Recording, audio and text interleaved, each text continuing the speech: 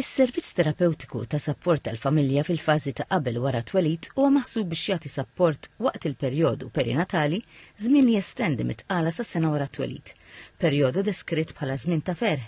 Iżda għal waħda minn kull 5 nisa dan huwa wkoll żmien li għal xi wħud jinħakem minn depressjoni, ansjetà u trauma. Id-dettalji dwar dan is-servizz tħabbru minn Ministru għall-Politika Soċjali u Drittijiet tat-Tfal Michael Falzon flimkien ma' Trobbija Pożittiva li se tkun qed tħaddem dan is-servizz f'pajjiżna.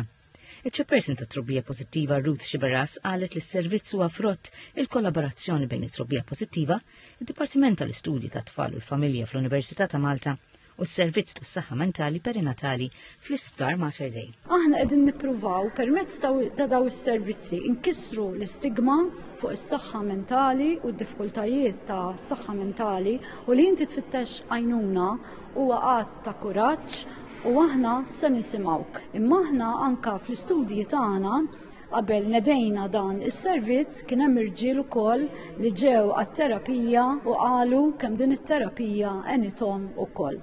Il-professur Angela Bella li mexxiet ir-riċerka dwar dan is-suġġett qalet lil TVM News illi s-servizzi ser ikomplu jiżdiedu ma' dawk li diġà hemm. Sena l-oħra 500 persuna benefikaw mis-servizz tal-Perinatal Mental Health Service. Ikun hemm ġdid hija xi ħaġa innovattiva li se nagħtu każ il-bżonnijiet tal-missirijiet ukoll.